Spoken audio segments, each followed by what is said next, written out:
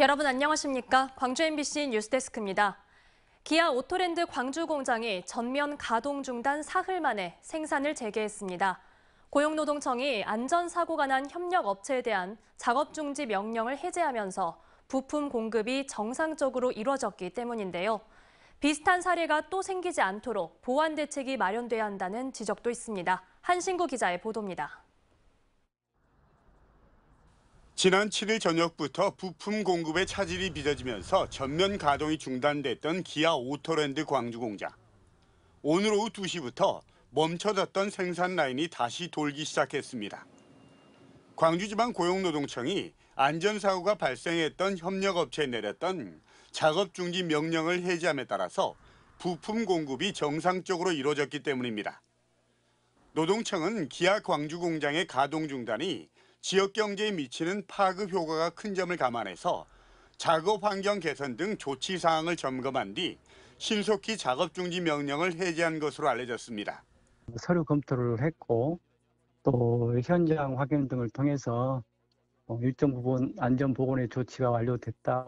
기아 광주 공장의 정상 가동으로 함께 가동을 중단했던 일부 협력업체들도 순차적으로 조업을 재개하면서 우려했던 지역 경제 악영향도 피할 수 있게 됐습니다.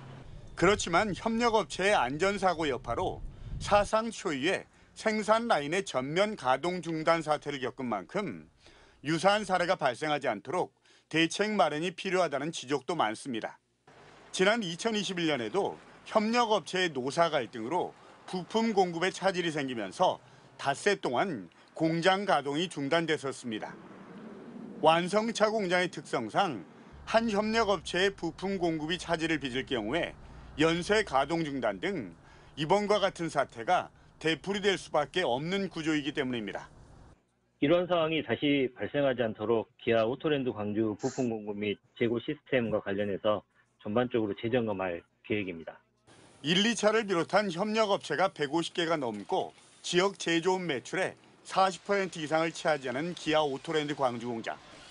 한 고비는 넘겼지만 중대재해처벌법 도입 등 달라지고 있는 노동 환경에 걸맞는 보완책 마련이란 또 다른 숙제에 맞닥뜨리고 있습니다. MBC 뉴스 한신구입니다. 광주시가 도시가스 소매 요금을 인상하지 않기로 했습니다. 광주시는 오늘 브리핑을 열고 해양에너지의 지속적인 흑자 영업과 단기 순이익 대비 과도한 배당금에 대한 부정적인 시민 여론, 또 지역 경제 부담을 최우선으로 고려해 동결을 결정했다고 밝혔습니다.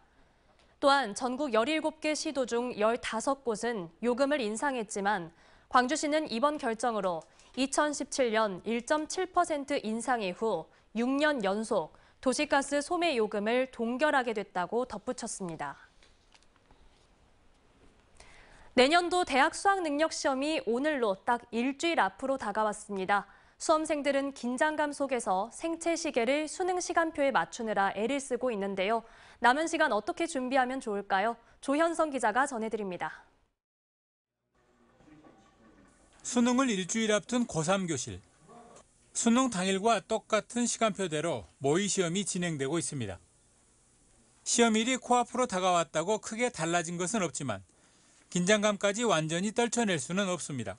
좀 긴장이 되고 떨리긴 하는데 약간 실감이 아직 덜 나서 그냥 전처럼 계속 열심히 공부하고 있는 것 같아요. 믿고 있다, 응원하고 있다 이렇게 한마디씩 해주고 툭툭 해주시는 것도 선생님들도 그렇고 부모님들도 그렇고 그렇게만 해주셔도 기분이 좋아지는 편이에요. 이제 남은 일은 수능 당일 최상의 집중력을 발휘하기 위한 컨디션 관리입니다. 때문에 조바심을 내서 밤 늦게까지 학습하는 것은 절대 금물입니다. 오히려 취침 시각을 밤 11시 전후로 평소보다 조금 앞당겨 모든 생체 리듬을 철저하게 수능 시간표에 맞추는 일이야말로 무엇보다 중요하다는 것이 진학 전문가들의 한결같은 조언입니다. 애들이 잠을 잘 못 이룹니다. 걱정거리가 또 많고 또 긴장이 되니까 잠을 좀 잘 못 자더라고요. 그런 부분을 좀 일주일 동안이라도 좀 지키려고 해주는 게 좋을 것 같아요.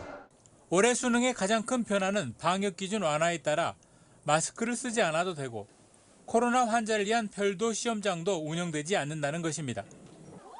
수험생은 수능 전날인 오는 15일 예비 소집에 참여해 수험표를 받고 시험장의 위치와 선택 과목을 확인해야 합니다.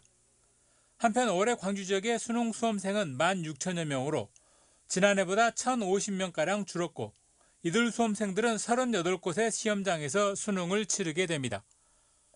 MBC 뉴스 조현성입니다. 코로나19 이후 전세기만 취항했던 무안국제공항에서 첫 국제선 정기 노선이 본격 운항을 시작했습니다. 베트남을 보다 쉽게 여행할 수 있게 됐는데요. 앞으로 더 많은 국제 노선이 취항할 예정입니다. 김진선 기자가 보도합니다. 코로나19 확산 이후 전세기만 오가던 무안국제공항. 일본과 태국, 라오스 등 국제 노선이 속속 재개돼 전남을 찾는 해외 관광객들이 주로 이용하고 있습니다. ที่แบบว่าดังมากๆมีดอกไม้สีม่วงมีเป็นเหมือนแบบว่าเป็นเกาะสีม่วงอ่ะที่อ่านมา 전세기 항공편은 여행사를 통한 패키지 상품으로만 구매할 수 있다 보니 국내외 여행객들의 이용에 다소 제한을 받던 상황. 무안국제공항의 첫 국제선 정기 노선으로 베트남 나트랑행 항공편이 취항했습니다. 지난 8월 전라남도와 퍼시픽 항공사의 협약을 통해 정기 노선을 운항하기로 한 겁니다. 지난달 31일부터 운항을 시작해 매주 화요일과 토요일 두 차례 무안과 나트랑을 오가고 있습니다. 전라남도와 연계한 누리집에서 예약할 수 있는데 앞으로 다낭과 달랏 등 전세기 일부 항공편도 예약할 수 있게 됩니다. 11월부터는 제주에어에서 또 여러 나라를 취항하게 됩니다. 베트남이나 또 태국, 또 라오스, 일본 이런 데를 취항을 하기 때문에 무안공항이 조금씩 더 힘을 받지 않을까 싶습니다. 올해 무안국제공항을 통해 전남을 찾은 베트남 관광객은 2,700여 명. 무사증 입국제도 도입과 함께 정기선까지 취항하면서 해외 관광객은 더욱 늘어날 것으로 보입니다. MBC 뉴스 김진선입니다. 국내 첫 어린이 전용 도서관인 순천 기적의 도서관이 내일로 개관 20주년을 맞습니다. 아이들이 자유롭게 뛰놀고 책을 읽을 수 있는 도서관에서 모든 시민이 책과 문화생활을 함께 누릴 수 있는 공간으로 새로운 20년을 준비하겠다는 구상도 내놨습니다. 유민호 기자입니다. 3살 아이가 작은 수레를 끌며 책꽂이 앞 이곳저곳을 지나갑니다. 부모는 아이에게 책과 친해질 기회를 주고 싶어 나주에서 순천 기적의 도서관을 찾았습니다. 확실히 아이가 책을 가까이 접할 수 있게 놀이처럼 접할 수 있게 잘 꾸며져 있어서 좋은 것 같아요. 옹기종기 모여 앉아 각자 고른 책을 읽는 초등학생들. 그림 동화부터 세계 지도까지 옆 친구와 책 속 세상을 상상하고 이야기를 주고받습니다. 친구들이랑 책 안에서 막 얘기도 많이 하고 그 좋아하는 책이 있으면 막 얘기하면서 거기서 좋아하는 책 공유하면서 놀아요. 아이와 함께 앉아 책을 읽어주거나 집에 있는 아이에게 가져다줄 책을 고르는 부모까지 어른도 자주 들르는 공간입니다. 아이가 보고 싶어하는 책 찾고 그리고 책도 읽어주고 아이도 와서 책 읽고 그렇게 하고 있어요. 지난 2003년 MBC 느낌표 프로젝트를 통해 시민의 성원으로 문을 열고 올해 20살이 된 기적의 도서관. 지난해까지 누적 이용객 273만 명을 넘어섰는데 독서실 같은 기존 공공도서관의 틀을 완전히 깨고 어린이 눈높이의 시설과 콘텐츠를 모두 맞춘 것이 성공 요인입니다. 기적의 도서관이 자리 잡고 난 뒤 전국에서 어린이를 위한 공공도서관은 100곳 넘게 운영되고 있습니다.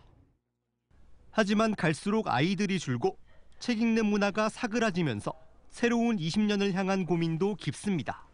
이제는 어린이만 찾는 도서관이 아니라 박물관, 미술관 역할까지 지역민의 문화공간으로 거듭나겠다는 목표입니다. 이 도서관은 0세부터 100세까지 이용하는 가족 중심, 특히 또 부모를 교육하는 그러한 가족 중심의 도서관으로 운영을 하고 싶습니다. 한편 기적의 도서관에서는 이번 주 개관 20주년을 기념해 조정래 작가 초청 강연과 지역 어린이가 참여하는 연극 등 다양한 행사가 펼쳐집니다. MBC 뉴스 유민호입니다. 신안군 한 섬 지역에 민간 태양광 발전소가 착공됐습니다. 그런데 주민들은 협의도 없이 느닷없이 태양광 시설 공사가 시작됐다며 반발하고 있습니다. 김윤 기자가 취재했습니다. 추수가 끝난 마을 논앞 도로에서 주민들이 피켓 시위를 벌이고 있습니다. 과거 염전이었던 곳에 지난 10월 말부터 태양광 발전소 건설 공사가 시작됐기 때문입니다. 70, 80대 노인들이 대부분인 마을 주민들은 태양광 시설인 줄 전혀 몰랐다며 주민 설명회도 없이 공사를 속전속결로 진행하고 있다며 분통을 터뜨리고 있습니다. 태양광 시설이 전혀 그런 혐오 시설을 한다는 걸 모르고 여기 와서 이 공사를 시작하고 있으니까 불악 주민들이 와서 물어봤습니다. 그러니까 태양광 설치를 한다는 함께 반대를 하겠습니다. 특히 백길 해변으로 가는 길목에 태양광 발전 시설이 들어서면서 인근에서 영업 중인 관광 호텔과 리조트 사업자도 적지 않게 당혹스러워하고 있습니다. 관광단지 지정을 추진하면서 시설 투자를 고려하고 있지만 태양광 시설이 계속 설치될 경우 기존 시설마저 영업에 차질을 빚을까 우려하고 있습니다. 전국에 이렇게 인지도가 많이 넓혀가는 이런 상황에서 가뜩이나 이런 혐오시설이 들어온다는 것은 또 호텔 입구에 들어온다는 건 도저히 이해가 되지 않습니다.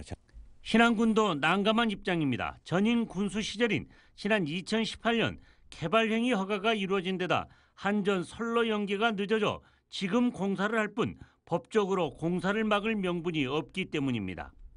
신안군 자운면에 세워지는 민간 태양광 발전소 규모는 3메가와트급.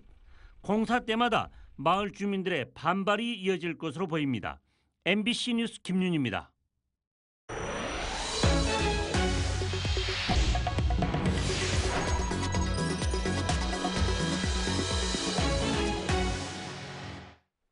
광주의 참상을 알린 힌츠페터 기자를 기리기 위해 만들어진 힌츠페터 국제보도상 시상식이 열린 데 이어 수상의 영광을 아는 언론인들이 광주를 찾았습니다.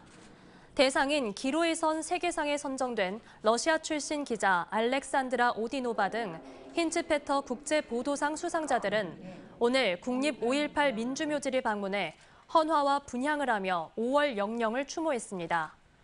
한편 광주 MBC는 뉴스가 끝난 뒤 밤 9시부터 시사 토론 프로그램인 시사 용광로 시간에 수상자들을 초청한 가운데 세계 분쟁 상황에서 언론의 역할에 대해 토론할 예정입니다.